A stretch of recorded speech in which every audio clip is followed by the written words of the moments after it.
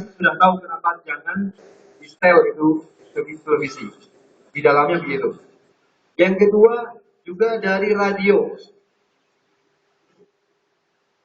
bersihkan.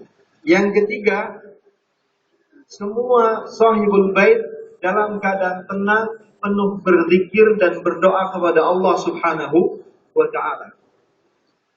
Pada prinsipnya sebenarnya pembacaan surah Yasin yang banyak dilakukan oleh kaum muslimin adalah untuk mengkondisikan rumah ada pada zikir dan doa kepada Allah Subhanahu wa taala. Itu inti dari kenapa ketika orang dalam keadaan nazar dibacakan surah Yasin.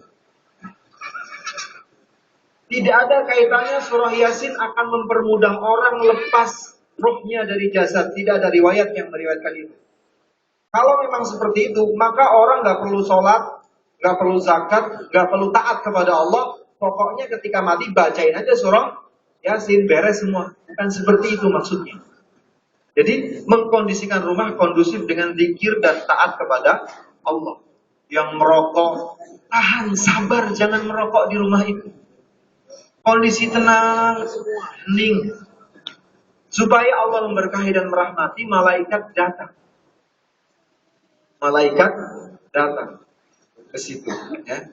Nah, sekarang siapa yang menjaga orang yang dalam keadaan sakaratul maut? Pertama, orang yang ada dalam nasab. Ada dalam ikatan nasab itu lebih baik. Kalau seorang istri yang akan menghadapi nazar, suaminya lah sebaiknya. Jika ada. Jika tidak ada, anaknya lah. Jika tidak ada saudara terdekatnya, kakaknya, adiknya, dan selanjutnya. Supaya apa? Supaya si penunggu yang dalam keadaan nazar itu lebih dipastikan memiliki rasa lembut hatinya, kasih sayang kepada orang yang dalam keadaan nazar. Karena nazar itu kesusahan yang sangat dahsyat dan mengerikan. Semua manusia yang kafir ataupun yang mukmin ketika nazar, syaitan datang kepadanya. Mau ustaz, mau kiai, mau ajengan, mau ulama, syaitan datang kepadanya dan menyerupakan diri orang yang paling dihormati dan orang yang paling dicintai oleh orang yang sedang dalam keadaan nazar. Mending setan datang cuma ngejedek diem. Enggak.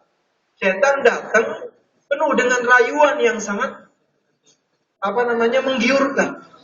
Kalau dia sangat mencintai ibunya, menghormati ibunya, maka syaitan akan menyerupakan dirinya, sang ibu, dan berkata kepadanya, anakku sayang, jangan kau dekat, jangan kau dengarkan orang yang di sebelah sana.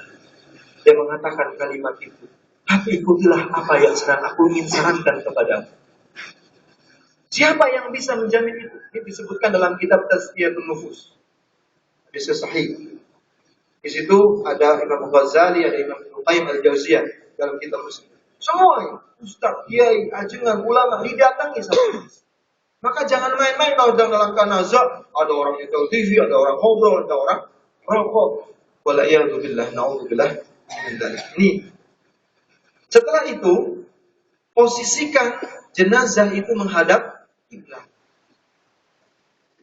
Posisikan. Kalau dia nggak bisa suruh miring-miring kan nggak mungkin namanya lebih sakaratul maut. Dia hadapkan, putar dipannya, arahnya menghadap kiblat. Bersih semuanya, rapikan semuanya. Yang menunggu yang penuh dengan kasih sayang. Sediakan segelas air yang sejuk, yang dingin, bukan dingin kulkas, yang sejuk biasa. Sediakan. Karena apa? Orang yang dalam keadaan nazar itu selalu haus. Makanya dia kan tenggorokannya bunyi. Itu proses. Biasanya kalau kita mengetahui nazarnya mulai jalan atau belum, kita lihat dari arah kaki. Bisa kita pegang, dokter lebih mengetahui ya. Gitu ya, ada dokter, dia akan lebih mengerti posisinya. Tapi kita bisa lihat dari sisi fisik. Kita bisa rasakan dingin, tangan semua dingin. Gelisah, sorot matanya juga gelisah.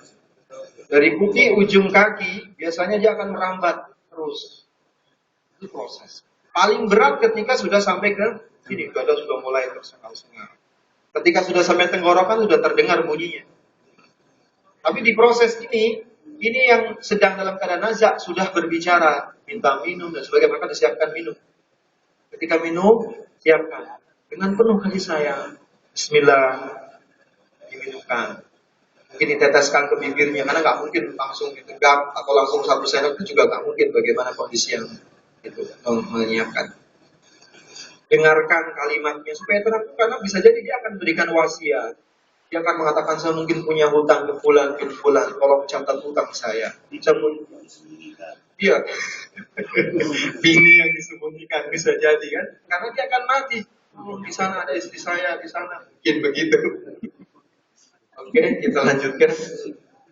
Ya, perjalanan akhir kita yang jelas proses membimbingnya untuk mengucapkan kalimat tauhid la ilaha illallah.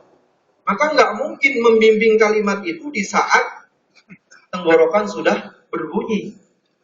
Biasanya kalau berbunyi, mayoritas orang itu sudah nggak bisa apa-apa.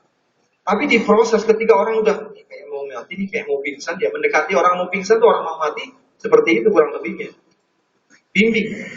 Maka itu yang masuk dalam kategori man qala la ilaha illallah di akhir hayati, di situ. Ucapkan, bimbing dia dengan pelan di sebelah kanannya. Ucapkan la ilaha illallah sampai dia bisa mendengar, tanggap dan mengikutinya.